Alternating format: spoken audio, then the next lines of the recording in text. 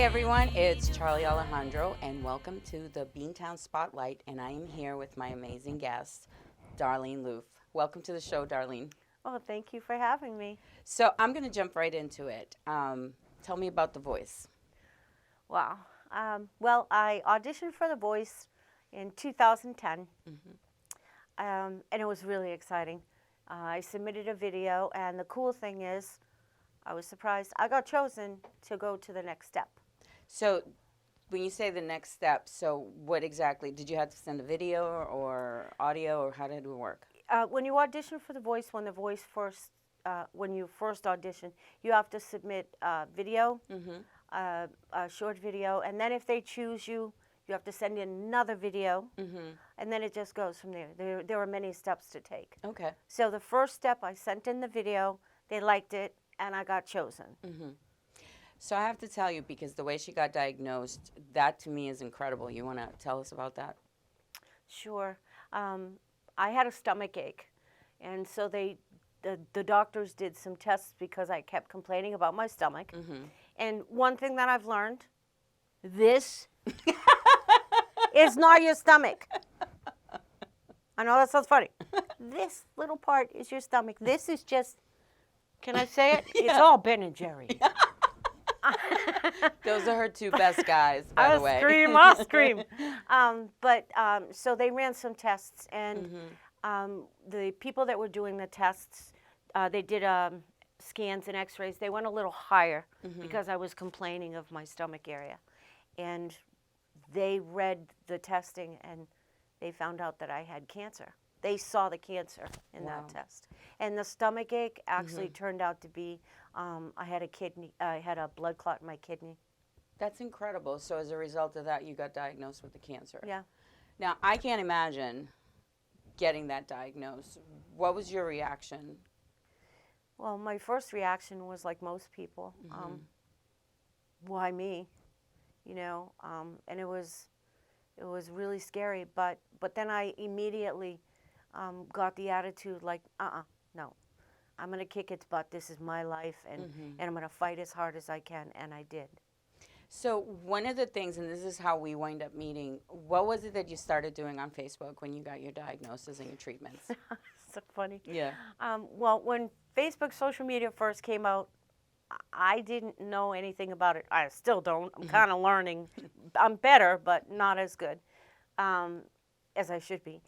But I didn't realize that there was a private button, and then there was everybody knows your button. business button. And I didn't know. I just thought that was really cool. That, oh wow, you know, look at this. So I used it as a diary, a journey, a journal. I thought I was sharing with my family, my friends. Oh no, nay, she was not. No, I was like, and I was sharing it with everyone, all positive.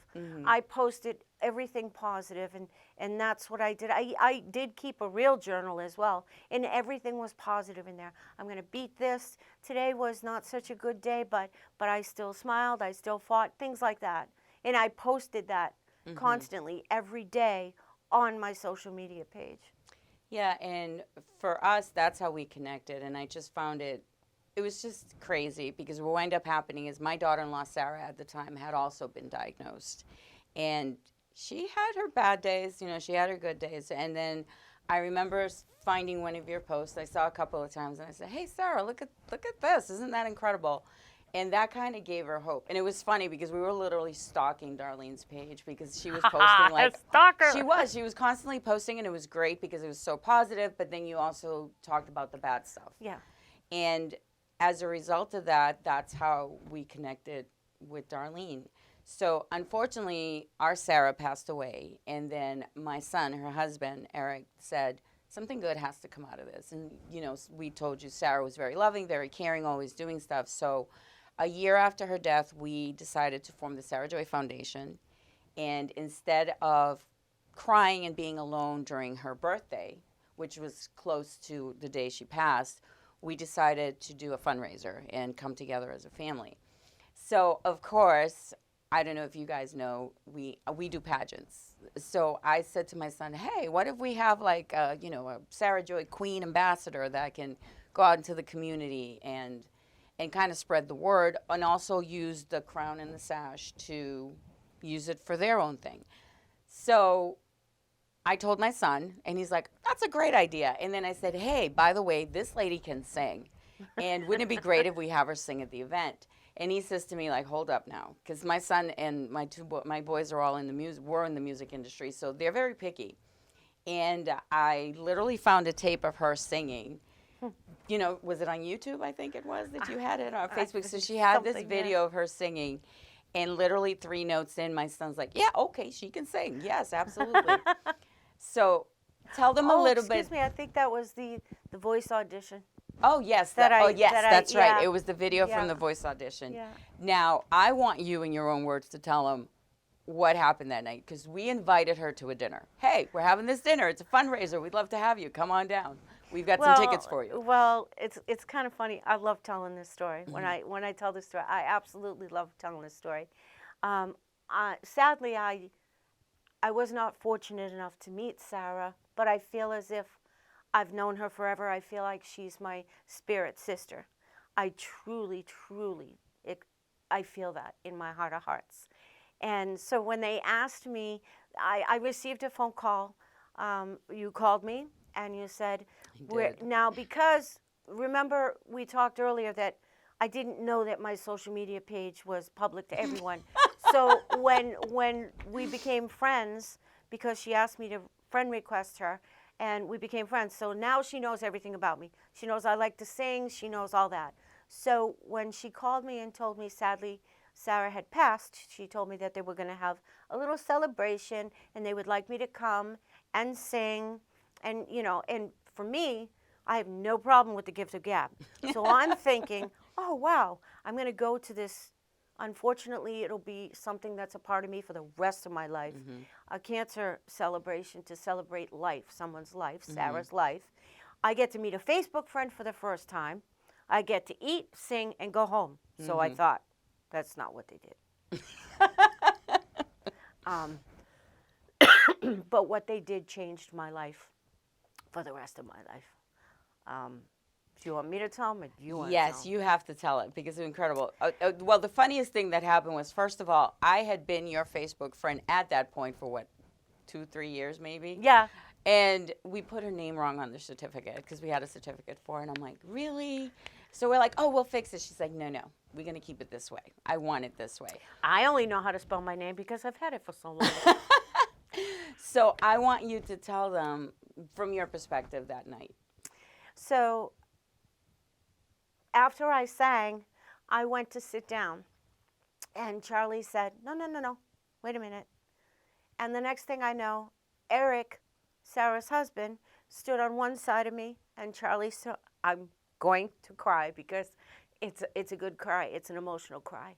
But the Sarah Joy Foundation and the family of Sarah have changed my life and will forever be a very special part of my life and everything that I do from this point on.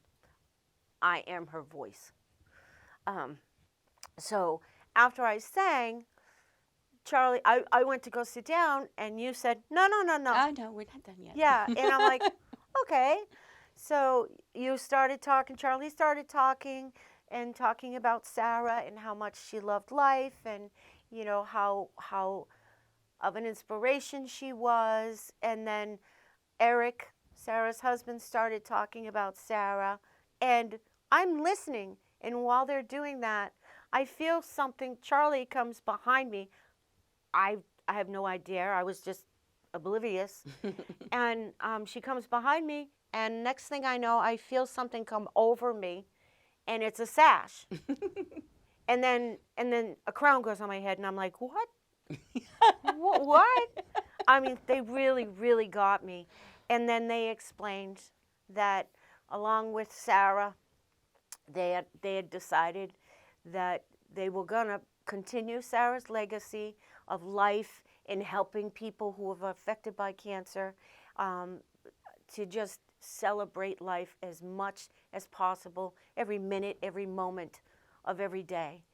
And that they wanted me to represent the foundation. And I cried. I was so honored. I still am honored. It was amazing to me because I felt like I had known you forever, and even Eric said that. And it was pretty funny because just before we started, I said, "Hey, do you like surprises?" She goes, "Yeah, I love Yeah. surprises." I'm Oh like, boy, "Awesome." did they get? Oh my gosh, that was So, the best surprise though. oh my goodness. So we wind up actually, a friend of ours is a photographer and did this photo shoot, which was so amazing because you look Oh, it's so my beautiful. favorite. I love My this photo favorite. shoot. And this was at a time that you said you weren't really comfortable doing Yeah, this. well, because my hair was just growing back from the cancer, and when my hair first started growing in, I felt like a human cheetah pet. No, I really did. I really did, because it's so true what they say is when you lose your hair from cancer, your hair comes back totally different than it was before. And before cancer, my hair was so straight. It was ridiculously straight. And at one point in time, I was, okay, so I wasn't a true blonde, but I was blonder than, you know. Hey, you were true to you. Yeah, exactly. Oh, I like that. I have to use that. That's a good. So when it came out, I thought it was going to grow back the same color. Oh no, it came back up like almost black. Oh, really? Yeah, and super, super curly. I'm telling you, it was a cheetah pet. I was a human cheetah pet. And in that photo, my hair was just a little longer to start to be able to do things with it. That's awesome. Now, one of the other things that we were able to do for Darlene was that my son Eric has a good friend, and actually he's his son's godfather, who owns Surefire Studios. Shout out to you guys.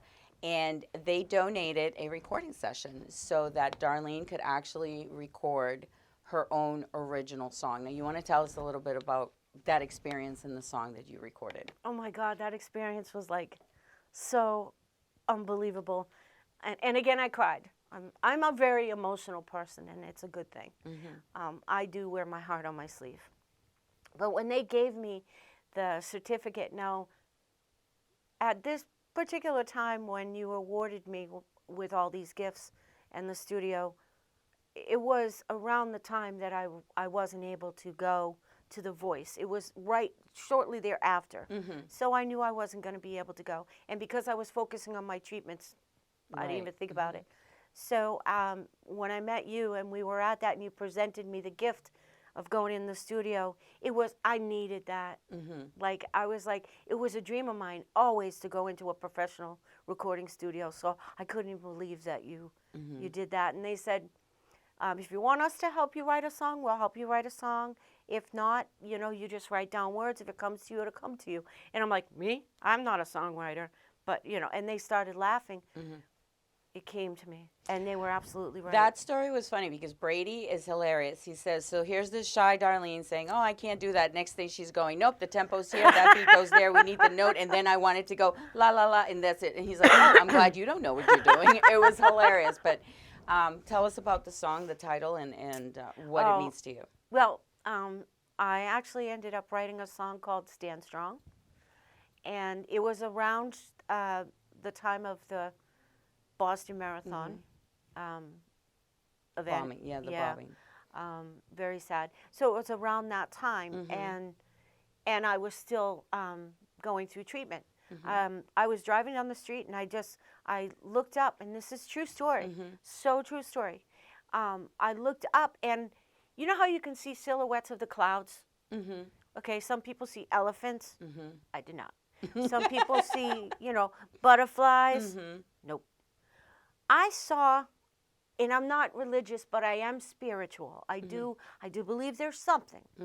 I saw a silhouette of Jesus. Oh, wow. I literally, and the sky was red and yellow. It was beautiful. And that's what I saw.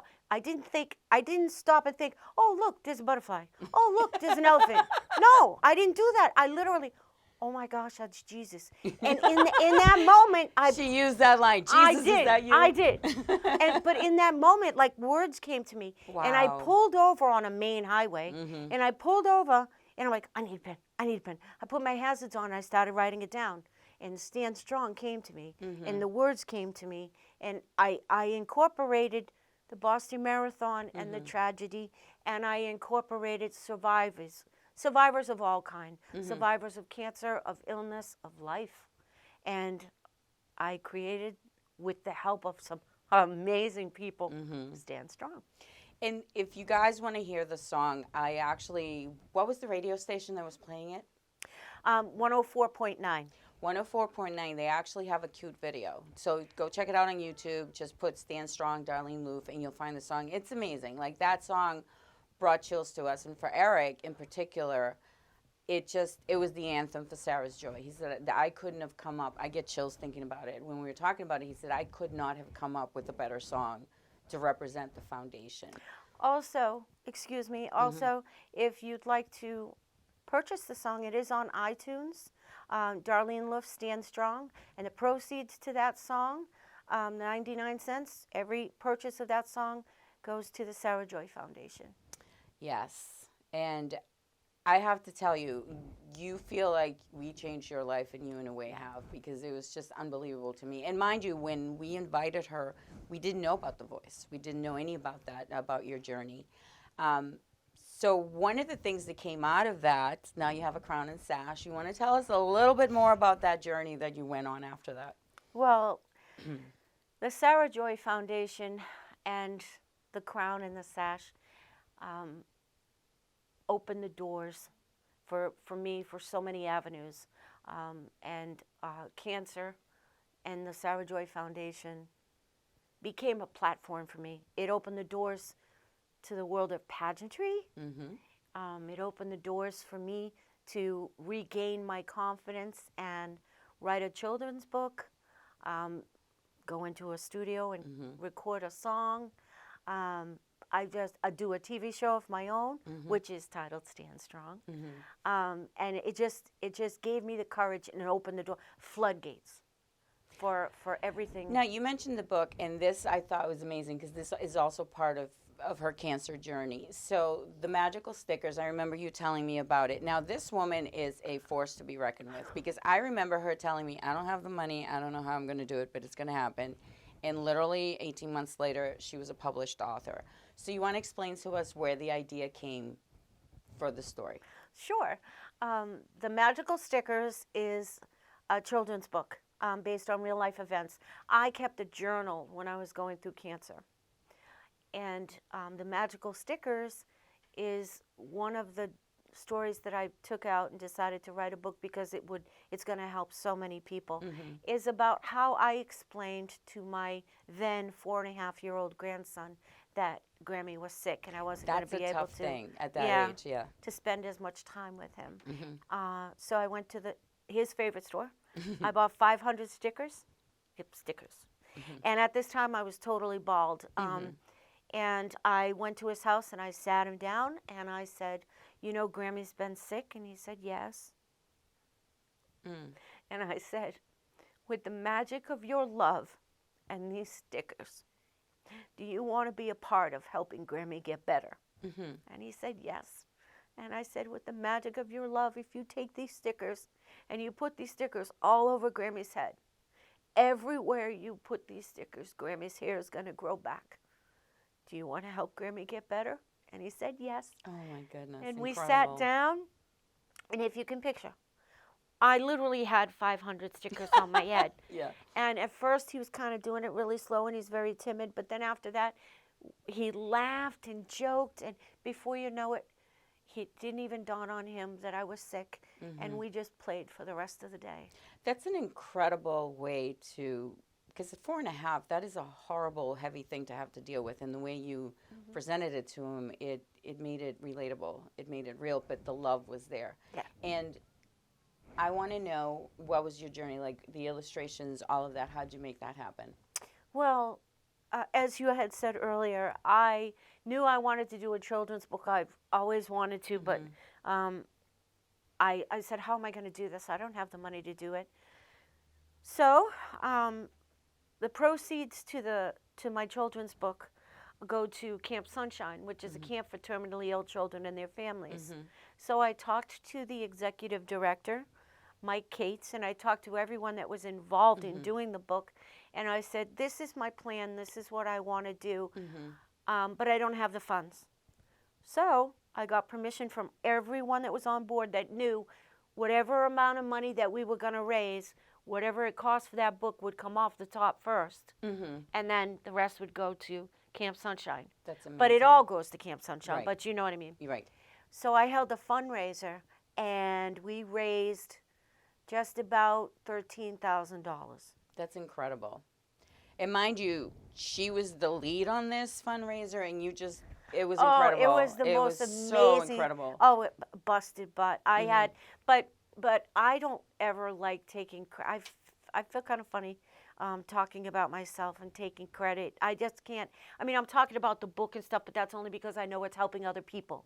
I'm talking about the pageant and the Sarah Joy Foundation because I know that's going to help other people. I'm very passionate about helping other people and spreading the power of positivity. No matter what you're going through in life, Right. you can overcome everything. And Yes. I couldn't have done it without my team.